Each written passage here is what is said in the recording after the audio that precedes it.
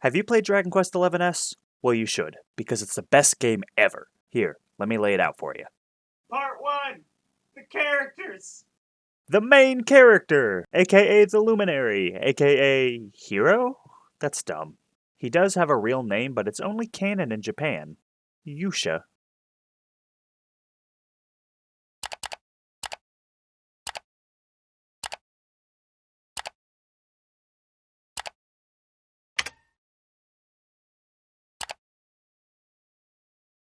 Huh. He's a blank slate who only shows emotion once at the start of the game and never again. Seriously, he underreacts to everything. He's not very compelling, but the emotions and reactions of those around him make him more interesting than he would be on his own. This leads to him being surprisingly captivating for a silent protagonist, though I'm not sure it was intentional.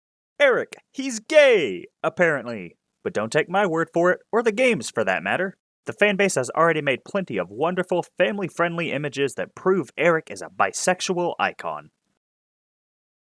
He's cocky and sarcastic at first, but over time his tough exterior starts to crack, and you see that deep down he's a sweet and loving person who really cares about you and your teammates. His motivations aren't revealed until a good few chapters into the game, but when they are, whoo boy, do the feels start a-flowing. Also, when he steals an item from an enemy, he says, "Yoink!" Best game ever, 10 out of 10. Serena! By far the blandest member of the cast. At least that's what the game wants you to think. Partway through the adventure, they drop a load of character development faster than you can say. The scene where they finally decide to give her some depth, honest to God, made me cry. Veronica! This scrappy little lady is Serena's twin sister. She's hot-headed and is frequently the only member of the party capable of basic problem solving, which is made all the more entertaining because she looks like she's 10. Officer, she's 19, I swear. I thought her design was weird at first, but her childlike appearance is played off very well, so I think it makes up for the poor explanation the game provides. She wields a heavy wand with ease, and along with her short stature, leads to her being the best designed character of the cast. She also has by far the least character development, but her abundance of personality compensates for it just fine. Sylvando! He's gay! But for real this time. If you look up character development in the dictionary, you won't find anything because character development is 2 words. But if you look up jack of all trades in the dictionary, you still won't find anything because dictionaries don't have pictures. This joke really fell flat. While I disliked him at first, he eventually became my absolute favorite character. Everything he does to help others. He's not ostentatious, he's trying to give you a reason to smile. He's not pushy, he's trying to help you grow and be better. He's not egocentric, he's trying to give the hopeless masses someone to believe in. I could go on for hours listing the reasons he's one of the best characters in gaming, but you need to experience it for yourself to fully understand what makes him so great. Jade! This blatant fan service of a character is She spent the past 15 years so her reaction when Okay, so I had a whole section written out to talk about Jade and who she is and her motivations, but there's nothing I can possibly say about her that doesn't spoil massive parts of the game. So I'm just gonna say that she's a badass and I love her and leave it at that. Rab! A sweet old man who you soon find out is more broken than my ex-wife's wedding vows. Why did you leave me, Deborah? This poor man has lost everything, and the effect it has on his psyche is represented in a depressing level of detail. He stands as the best and most accurate depiction of mental illness I've ever seen. This character alone has a better story arc than entire movie franchises. He's also kind of a pervert. It adds nothing to his character, and all the jokes fall completely flat, but this game is from Japan, and the idea of an old man not being a pervert is as foreign of a concept to them as human rights are to the Chinese government. His plethora of unique offensive and defensive spells make him my personal favorite and a mainstay on my team. And that's all the characters. Yep, every single one. Each character is one of a kind, and none of them are drastically better than any of the others. All of their stories are dark and depressing, while also being deep and touching. This isn't just a ragtag group of strangers. These are genuinely good people who have suffered horribly and want to make the world a better place because of it. While not all of their stories are paced super well, each one further cements the idea that these characters are real people with complex emotions and relationships. The dedication put into making every character feel human is incredible. Part 2. The story.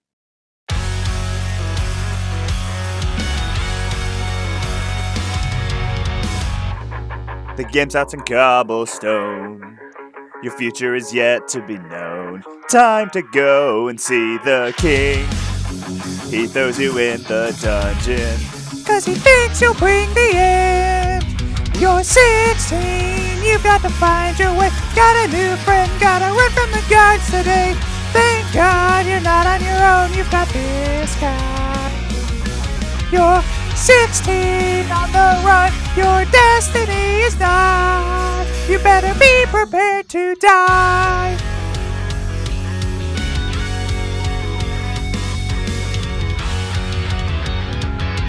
You're 16. You better be prepared to die.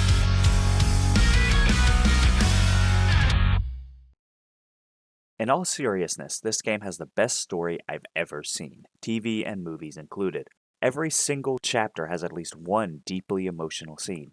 There are exactly 2 scenes in the entire game that don't add to the world and its characters, both of which are about Rab being a pervert.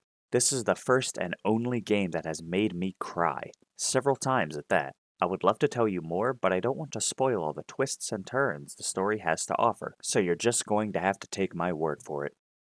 Part 3, the gameplay. The game is a turn-based RPG.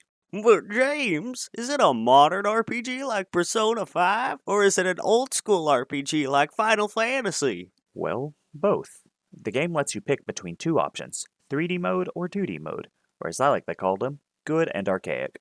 In 3D mode, you get to explore a beautiful, expansive world filled with colorful characters. Enemies are visible in the overworld, allowing you to pick your fights more effectively and making traveling this gorgeous world all the more enjoyable.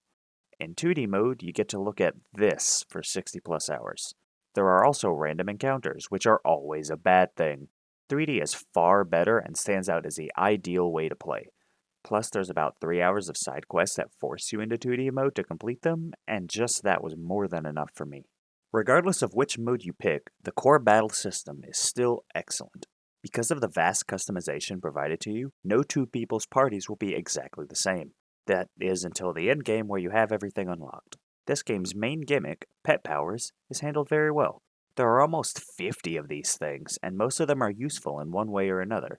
You only have access to these moves when you get pepped up, which happens seemingly at random. It occurs often enough to where it's worth learning what each pet power does, while still being uncommon enough to where you can't rely on it to win every fight.